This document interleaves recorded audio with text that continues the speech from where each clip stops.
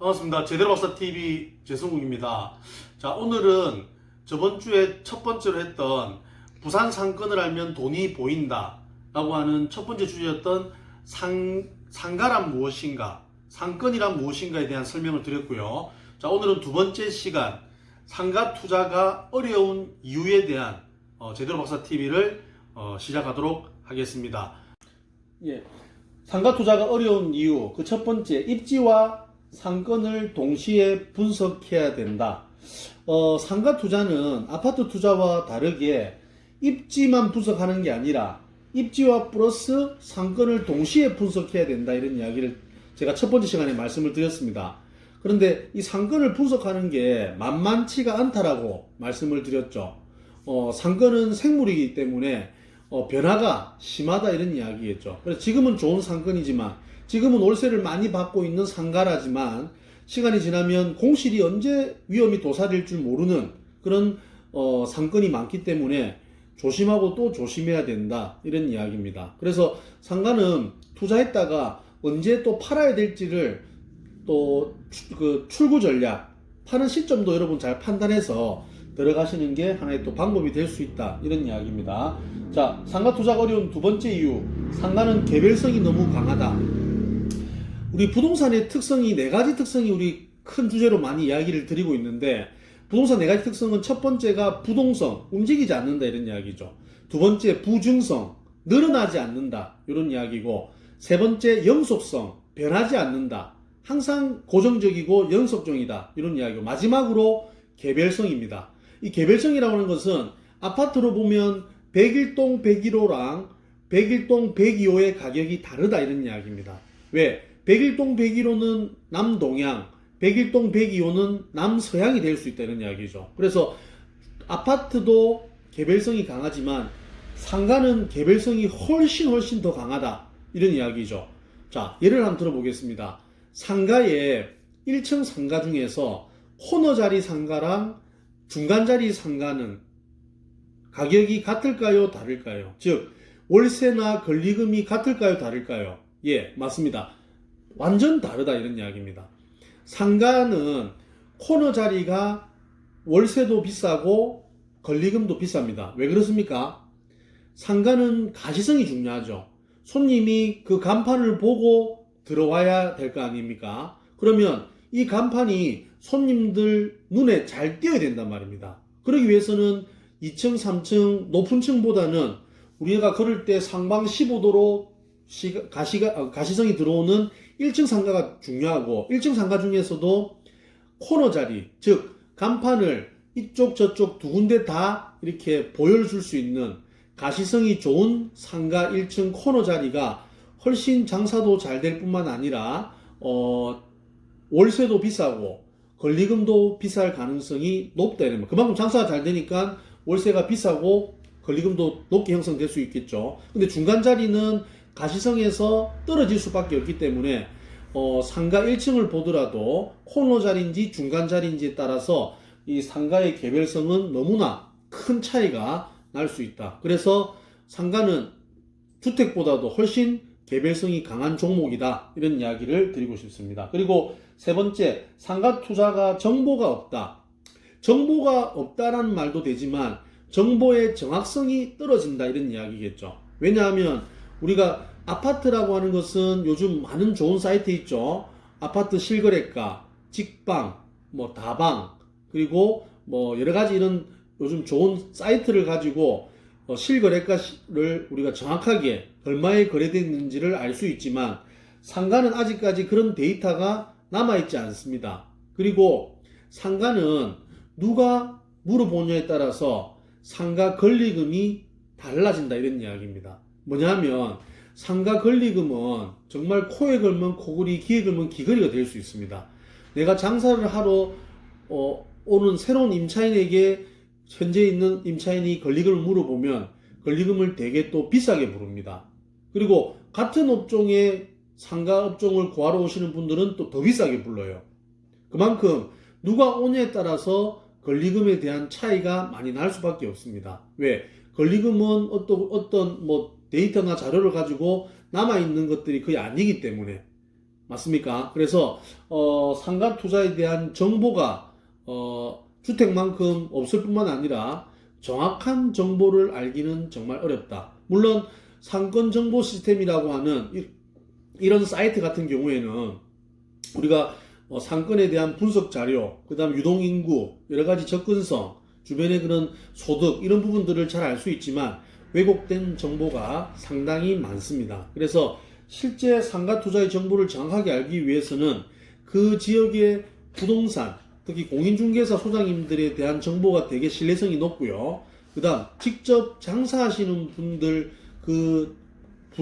그들끼리 또 형성되어 있는 권리금과 월세가 중요한 정보가 될 수가 있습니다. 그래서 현장에 뛰어들지 않고 현장 속에 들어가지 않으면 상가 투자에 대한 정확한 정보를, 데이터를 얻기는 어렵다. 그런 게 상가 투자가 어려운 이유고요. 네 번째, 아파트 상가 분양은 아파트 청약 경쟁률과는 완전 다르다. 이런 이야기겠죠. 우리 아파트 분양하는 시스템은 선분양제입니다.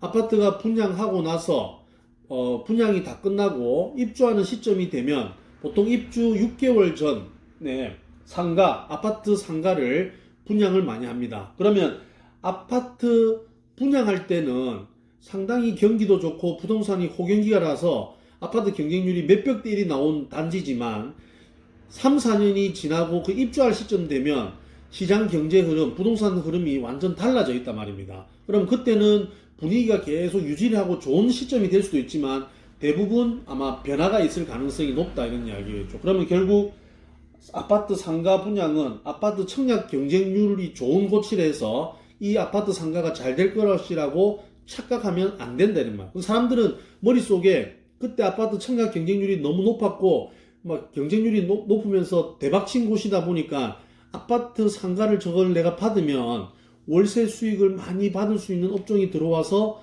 내 수익률이 높아질 거라고 착각하면서 아파트 단지 내 상가에 입찰하는 경우가 있는데 이거는 정말 조심해야 된다. 그래서 여러분 우리나라 주변에 새 아파트 들어오는 신규 아파트 단지를 보면 1층 아파트 상가, 단지 내 상가 공실이 계속 남아있는 게 볼 수 있습니다. 이거는 시간이 지나야 된다.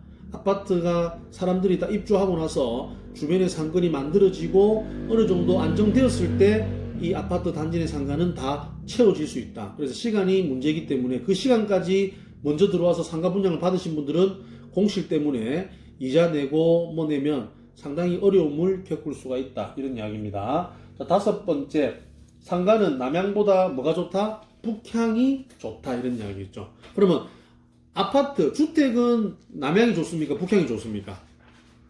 당연히 주택은, 아파트는 정남향이 좋죠. 왜 그러면 아파트는 정남향이 좋습니까? 아파트가 정남향이 좋은 이유는 두 가지입니다. 첫 번째, 여름에 시원하고 겨울에 따뜻하다 이런 이야기죠. 근데 겨울에 따뜻한 거는 이해가 되지만 여름에도 햇빛이 많이 들어와서 시원하나? 이라고 물어보면 사람들이 대답을 못하는 사람이 많습니다. 이거는 두 가지 이유에서 파고 들어가야 됩니다. 첫 번째는 우리나라의 바람을, 기후적인 부분, 우리나라 바람, 특히 여름에 동남풍이 우리는 불기 때문에 여름에 정남향집에 거실에 문을 열어놓으면 바람이 들어오기 때문에 시원함을 느낄 수가 있습니다. 그리고 지구과학적으로 우리나라 지구는 태양을 공전하고 스스로 자전을 하게 됩니다. 그래서 지구가 반드시 이렇게 서 있는 게 아니라 23.5도로 기울어져 있어요. 그러면 지구의 자전과 공전으로 인해서 우리나라는 1년 365일 하지와 동지가 만들어지고 하지 때는 태양이 높게 뜨고 동지 때는 태양이 낮게 뜹니다.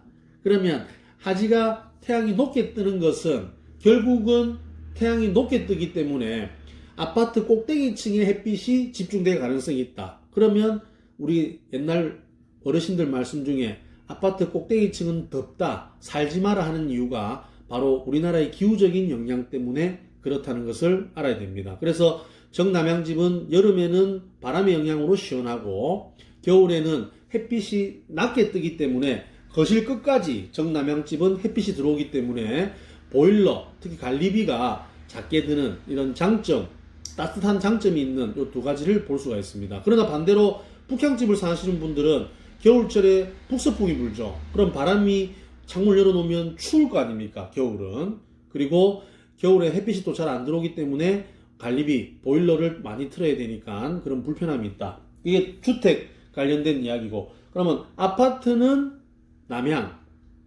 그럼 상가는 반대로 생각해야 되겠죠. 상가는 왜 북향이 좋냐면, 물론 일반 사무실이나 일반 여러 가지 부동산 사무실 이런 것들은 보면 별 상관은 없지만, 음식을 만들어서 파는 사람들,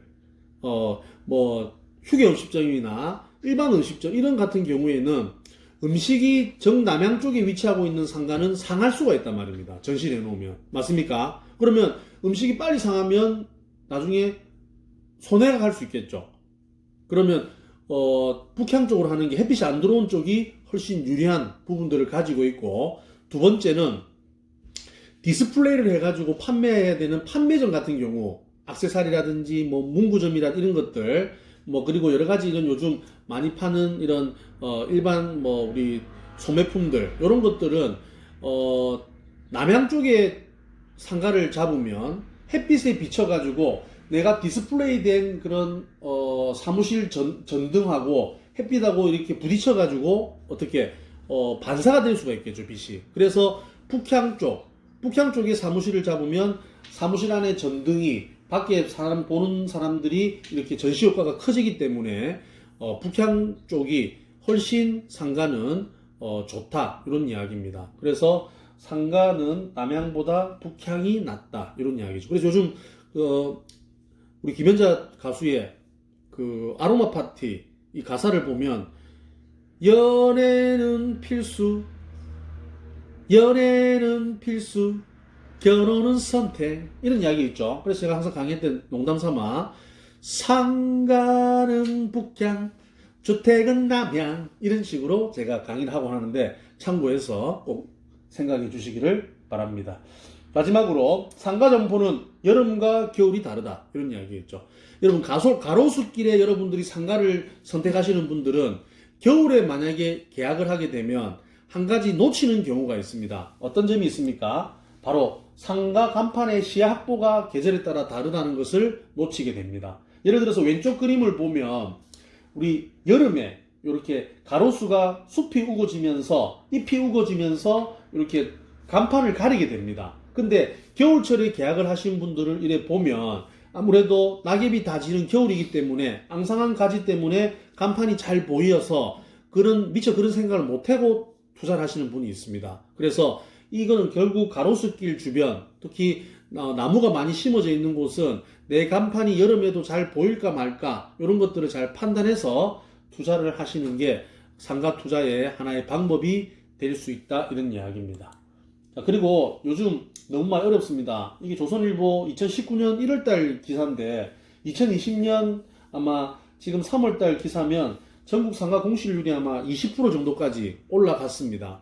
그만큼 그럼 또 코로나 때문에 상가 공실률은 엄청나게 더 늘어날 가능성이 높고 소상공인들의 피해가 지금 눈덩이처럼 지금 불어나고 있습니다. 그래서 정부에서는 여러 가지 미봉책으로나마 착한 임대료 내기 이런 것들 하면서 건물주들을 지금 설득을 하고 있고, 그리고 코로나가 진전이 된다면 좀 외식이라든지 여러 가지 어려움을 겪고 있는 소상공인들을 위해서 좀 활발히 소비를 해주시는 것도 애국하는 그런 자세가 아닌가 그렇게 생각하고 있습니다. 자, 오늘 두 번째로 상가 투자가 어려운 이유에 대한 설명을 제대로 박사 TV에서 드렸습니다. 제 요 상가 관련된 강의는 상가 전문가가 아닌 상가를 처음 접해 보시는 초보자들, 그리고 앞으로 상가 투자에 관심이 있으신 분들, 장사를 하려고 또 준비하시는 분들, 아니면 상가 건물을 투자하려고 하시는 분들이 부산 상가를 하면 돈이 보인다, 이런 시리즈별로 1탄, 2탄, 3탄 이런 강의를 들어보시면 아마 도움 많이 되실 거라고 생각합니다. 도움 되셨던 분들은 구독과 좋아요 꼭 눌러주시기를 바랍니다. 제대로 박사 TV였습니다. 좋은 하루 되십시오.